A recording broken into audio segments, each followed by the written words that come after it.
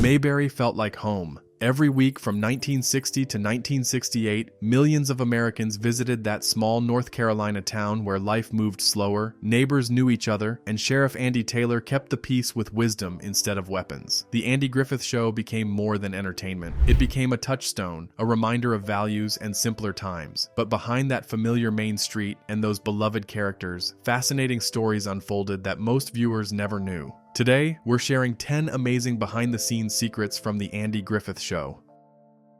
Number 10. The Rock That Never Was. Isn't it a beauty?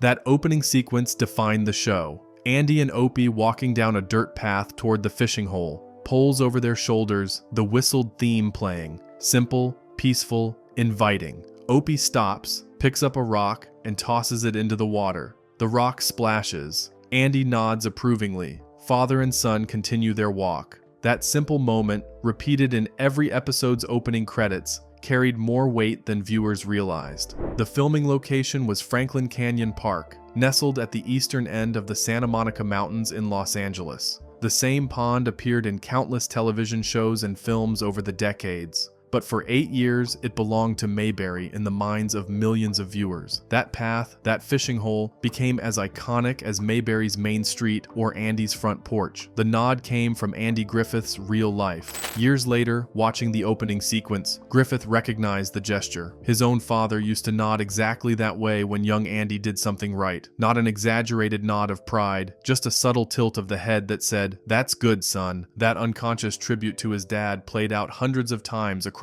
8 seasons, a private moment of approval shared with millions who never knew its origin. But the rock throw itself held a secret that would remain hidden for decades. Ron Howard was only 6 years old when they filmed the opening credits. The assistant director Bruce Bilson needed that splash in the water for the perfect shot. The composition required Opie to throw from a specific distance to maintain the framing. Andy had to be positioned just right. The path, the angle, the lighting all had to work together. They set up the scene. Young Ronnie picked up his rock and threw it toward the pond with all the strength a 6-year-old could muster. The rock landed well short of the water, bouncing on the bank several feet from the pond's edge. No splash, no perfect moment, just a child's throw that didn't have the power needed. They reset and tried again. Same result. Ronnie simply wasn't strong enough to make the throw from that distance. Bruce Bilson faced a decision. They could move the camera closer, but that would ruin the composition. They could wait for Ronnie to get older and stronger, but they needed the opening credits now. Or they could get creative. Bilson got creative. He positioned a prop man behind bushes near the water's edge, hidden from camera view, but with a clear throwing line to the pond. On the next take, when Ronnie went through his throwing motion, Bilson yelled, "Throw it," to the hidden crew member, who hurled a different rock that created the splash producers wanted. The edit isn't seamless. Sharp-eyed viewers who know what to look for can spot a tiny lag between Opie's throwing motion and the splash. The rock seems to travel at an odd angle, coming from slightly off camera. The physics don't quite match what a 6-year-old's throw would look like. But in 1960, on small television screens with lower resolution and before the age of frame-by-frame analysis, the trick worked perfectly. Generations of viewers accepted that throw as genuine, never questioning whether little Ronnie Howard could actually make that shot. Ron Howard revealed another detail about filming that sequence decades later. Franklin Canyon Park served as part of the Los Angeles area's drinking water reservoir. Environmental regulations meant production had strict limitations on what they could put into the water. They could only introduce 2 fish per day into the pond. They could only throw 2 rocks. Every element of that opening sequence had to be carefully managed to comply with water safety rules. The pressure on getting that shot right was immense, which explains why Bilson resorted to the hidden prop man solution rather than waiting for Ronnie to develop a better throwing arm or trying to find a different location that might not have the same restrictions.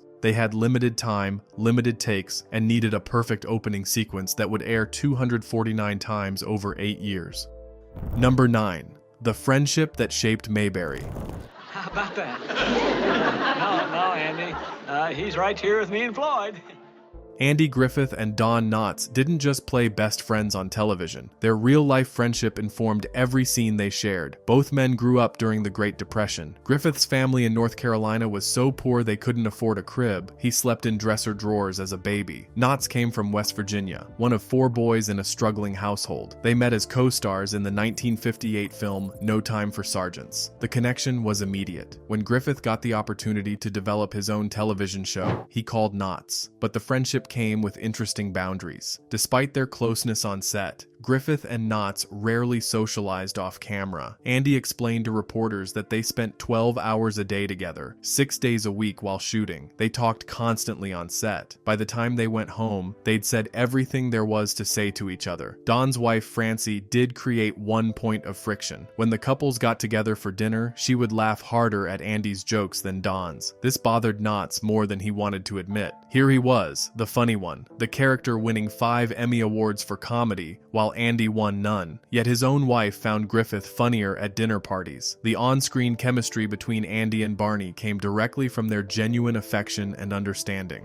Don Knotts created the nickname Ange for Andy, combining Andy and Griffith. He used it so often in real life that it bled into the show. Listen to Barney's dialogue and you'll hear him call the sheriff Ange regularly. Nobody questioned it because the relationship felt authentic. Andy Griffith stayed with Knotts when he died in February 2006. That friendship, forged in poverty and cemented through 8 seasons of television, lasted their entire lives.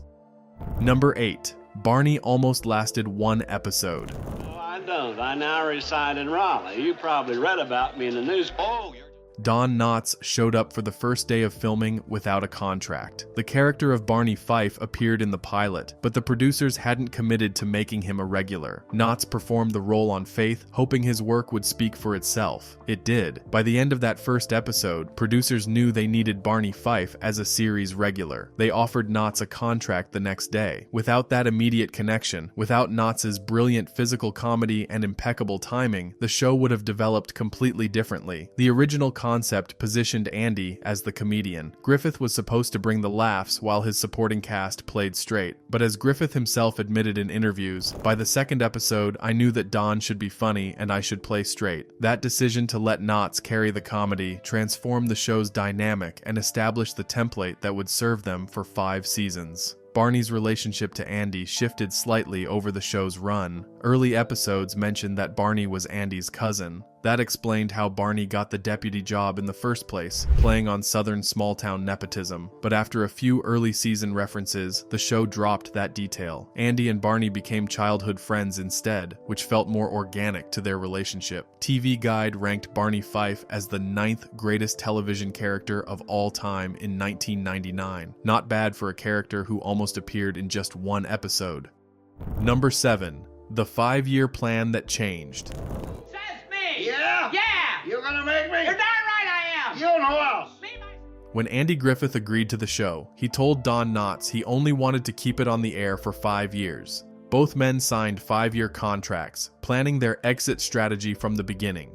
During the 5th season, Knotts started looking for other work. He signed a 5-year deal with Universal Pictures, confident the show would end as planned. Then Griffith changed his mind. The show was performing too well. The work was satisfying, and CBS wanted more. Griffith decided to continue for 3 additional seasons. He offered Knotts a new contract, but Knotts was already bound by his Universal agreement. He couldn't return as a series regular. This explains why Barney disappears after season 5. It wasn't creative differences or contract disputes. It was a miscommunication rooted in the original plan. Knotts honored his commitment to Universal, leaving the show that made him a star. He did return for guest appearances, showing up in 5 episodes across the show's final 3 seasons. But the magic had shifted. The show introduced new characters to fill the void Barney left, but nobody could replace that specific chemistry between Andy and his bumbling deputy. Years later, when Knotts negotiated to return for a 6th season, he wanted partial ownership of the show. Griffith declined. That business decision ended any possibility of Barney returning full-time. The show's final 3 seasons, while still successful, missed the spark that Knotts brought to Mayberry.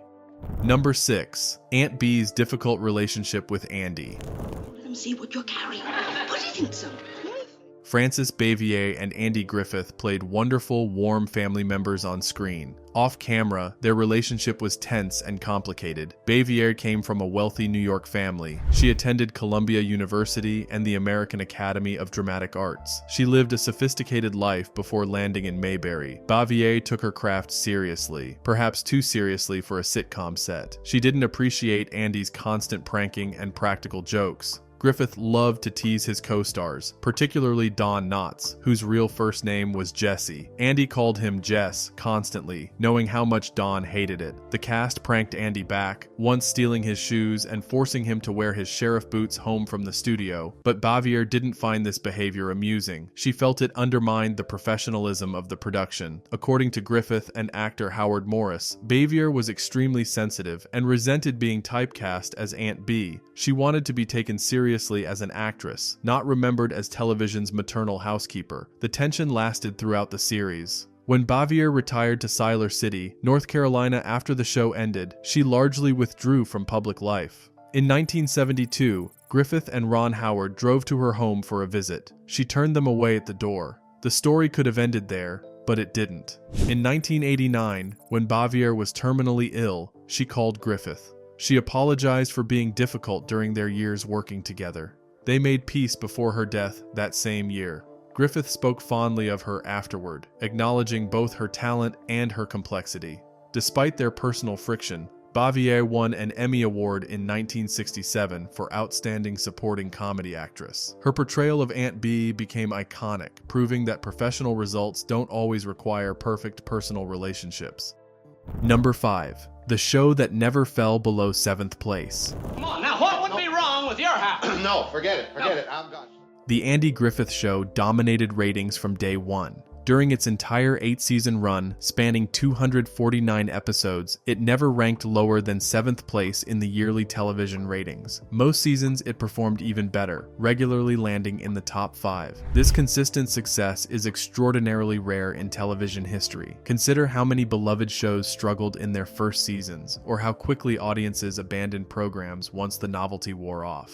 The Andy Griffith Show maintained its excellence in viewership from October 1960 through April 1968. Only 3 shows have ended their runs while ranked number 1: The Andy Griffith Show, I Love Lucy, and Seinfeld. Think about that achievement. Griffith's decision to end the series in 1968 had nothing to do with declining viewership. The show was still massively popular, still pulling impressive numbers, still beating most of its competition. He simply felt 8 years was enough. He'd told the stories he wanted to tell, explored the characters fully, and was ready to move on while the show remained at its peak. The show's reruns have played continuously for more than 50 years. Generations who weren't born when the show originally aired grew up watching Sheriff Taylor and Barney Fife through syndication on local stations, then cable networks like TV Land and MeTV, and now streaming services. A child born in 2020 can discover Mayberry the same way children discovered it in 1965, through the same episodes telling the same stories. The show's timeless quality, its lack of topical references or dated storylines, allowed it to remain relevant decade after decade. Andy and Barney never discussed Vietnam or the Cold War. They didn't reference specific politicians or current events. Mayberry existed in its own time, recognizable as mid-century America, but not anchored to any particular year. This deliberate choice to avoid contemporary references meant the show never felt dated, never became a time capsule of 1960s concerns.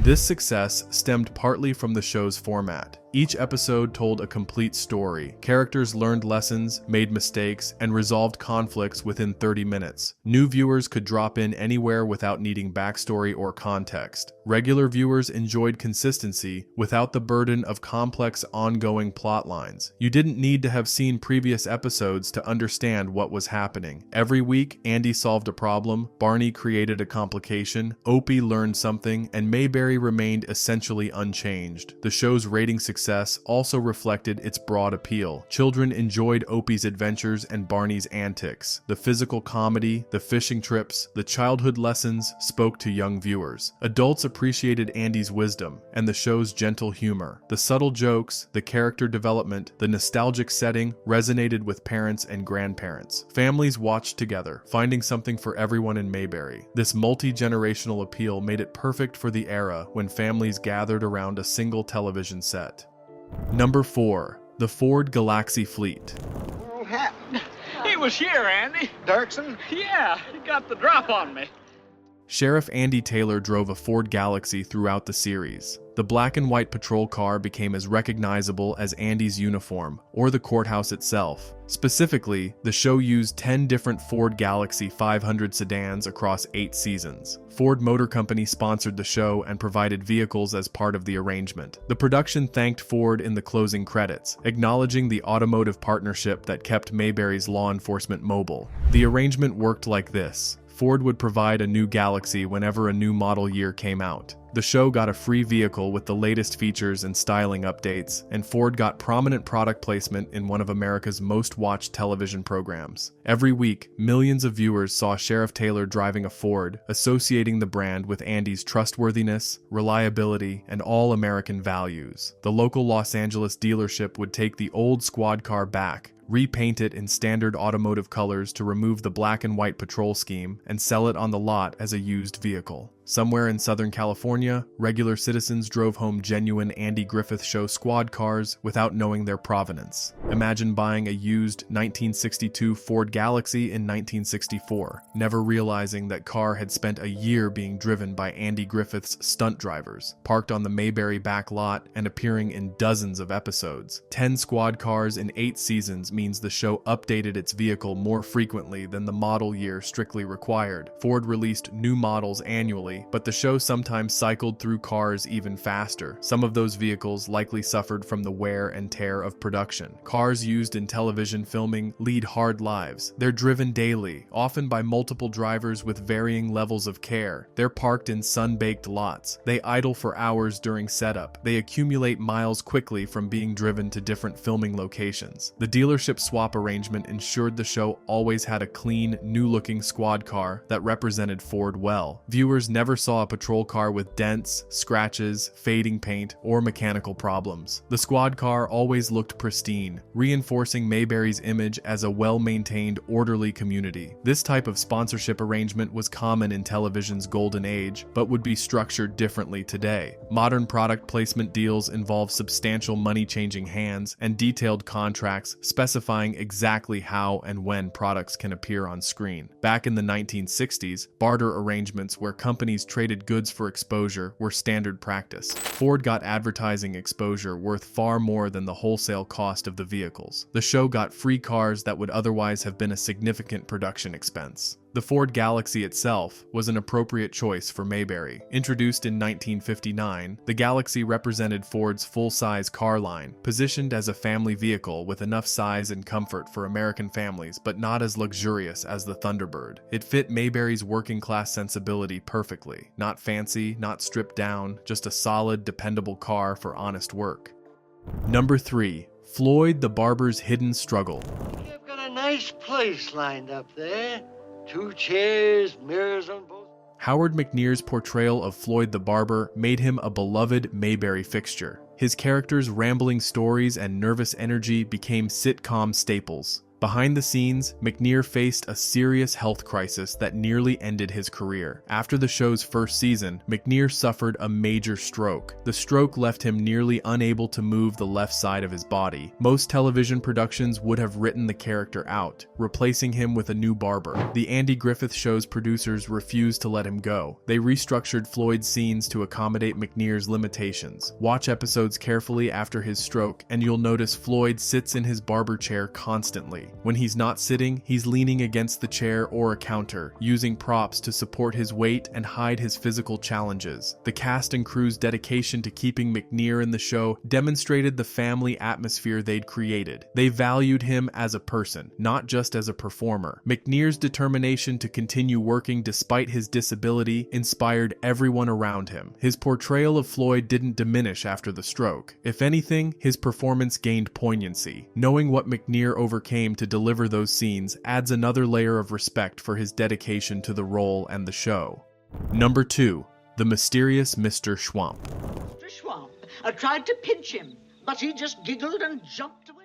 Sharp-eyed viewers noticed a curious recurring character throughout the show's run. A middle-aged man with dark hair that appeared to be a toupee would show up randomly in background shots. He'd sit on park benches, stand in crowd scenes, appear at community events. He never had lines, never interacted with main characters, but he was there, episode after episode. Fans began calling him Mr. Schwamp and speculated about his identity. Was he a crew member who enjoyed cameos? A local extra who became a running gag? The show never acknowledged the character officially, making him one of Mayberry's enduring mysteries. For years, the identity of the actor playing Mr. Schwamp remained unknown. Fan clubs dedicated to the Andy Griffith Show investigated, trying to solve the mystery. Some claimed he was a crew member pulling an elaborate prank. Others insisted he must be an extra with a standing contract. The truth proved disappointing to some. The actor was reportedly named Patch S. Wimmers, though even that information remains somewhat murky in official records. The Andy Griffith Show Rerun Watchers Club even staged an April Fool's Day prank in 2012, claiming Wimmers was a fictional identity, further muddying the waters. What matters more than the actor's identity is how Mr. Schwamp demonstrates viewers' deep engagement with the show. People watched carefully enough to notice this background character, cared enough to give him a name, and remained curious enough to investigate for decades. That level of dedication speaks to the show's impact.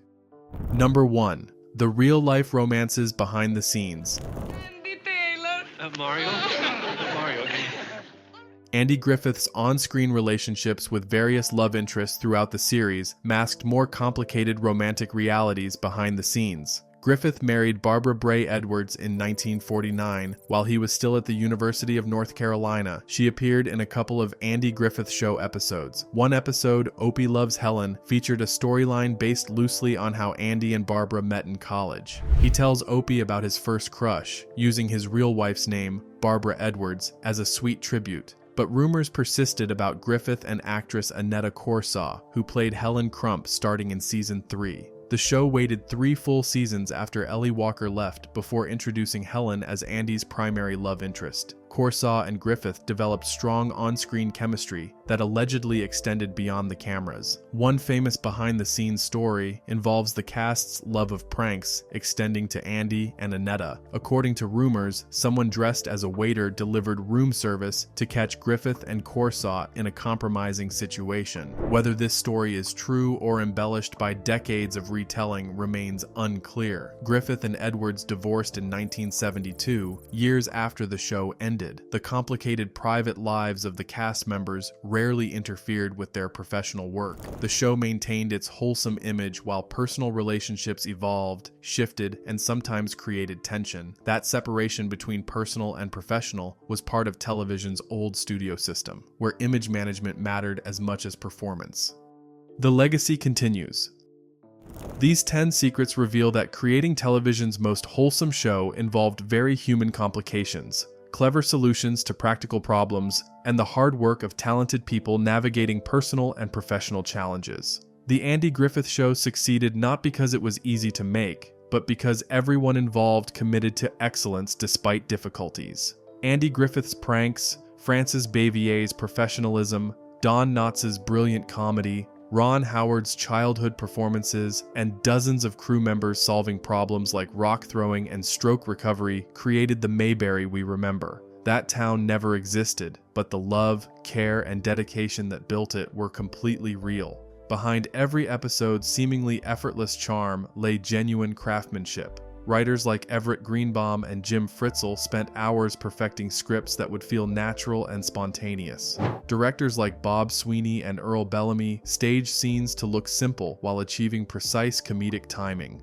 Editors assembled footage to maintain pacing that never felt rushed or dragged. Cinematographers lit sets to create that warm, inviting glow that made Mayberry feel like home. The show's theme song deserves its own mention. The Fishin' Hole, composed by Earl Hagen and Herbert Spencer with lyrics by Everett Sloan, became one of television's most recognizable themes. But the version that aired contained no lyrics, just Hagen's whistling. The decision to whistle rather than sing proved brilliant. Whistling felt casual, approachable, rural. It sounded like something Andy might do on his way to the fishing hole, not like a produced television theme. Hagen, who also composed the theme for The Dick Van Dyke Show, understood how music sets tone. That whistled melody promised gentle entertainment, rural simplicity, and nostalgic comfort before a single word of dialogue was spoken. Even today, hearing those opening notes transports viewers back to Mayberry, to childhood, to simpler times, whether those times actually existed or not. The show's continued popularity proves that quality storytelling, genuine characters, and timeless themes transcend their era. New generations discover Mayberry and find the same comfort, humor, and wisdom that captivated audiences in 1960. The lessons Andy taught Opie about honesty, responsibility, compassion, and courage remain relevant. The comedy derived from character rather than topical jokes still lands. The show's essential decency, its belief that most people mean well even when they make mistakes, offers refreshment in cynical times. Mayberry represented an idealized America that probably never existed outside of selective memory and wishful thinking. Small towns have always had their problems, their prejudices, their complications, but the show's vision of a place where neighbors knew each other, where conflicts resolved through conversation rather than violence, where a sheriff could walk the streets without a gun most of the time, gave viewers something to aspire toward rather than simply escape into. The show also captured something real about small-town life, even while idealizing it. The sense of community, the way everyone knew everyone else's business for better and worse, the importance of reputation and relationships, the slower pace that allowed for fishing trips and front porch conversations, these elements existed in rural America even as the country rapidly urbanized. Andy Griffith himself embodied much of what made the show work. Born in Mount Airy, North Carolina, raised during the Depression, educated at the University of North Carolina, he brought authenticity to Sheriff Andy Taylor. He knew small southern towns from living in them, not from research or imagination. His natural warmth, his gift for underplaying comedy, his ability to be funny while playing straight, all served the show perfectly. Don Knotts provided the perfect complement. Where Andy was calm, Barney was anxious. Where Andy was wise, Barney was foolish. Where Andy was steady, Barney was excitable. That balance created endless comedic possibilities while never making either character seem less than fully human. Barney's insecurities came from real places. His desire to prove himself, to be taken seriously, to contribute meaningfully to law enforcement all made sense, even when his methods created chaos. The show's writers understood that comedy works best when grounded in character truth. They didn't write jokes. They created situations where these specific characters would naturally produce humor.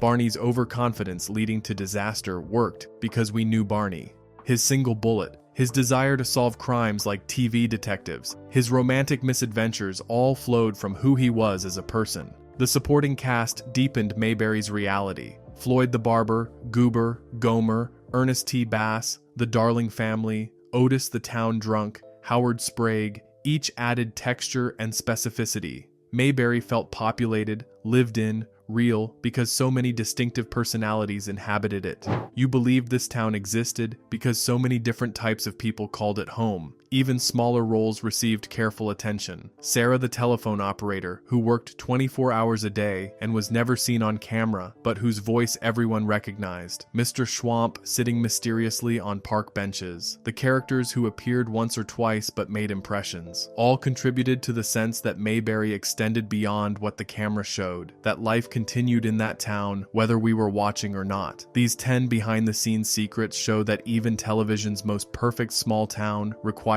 hard work, creativity, and dedication to bring to life. If you enjoyed learning about what happened behind the cameras in Mayberry, give this video a like and subscribe for more stories about the shows that shaped television history. What's your favorite Andy Griffith Show episode or memory? Share it in the comments below, and we'll see you next time.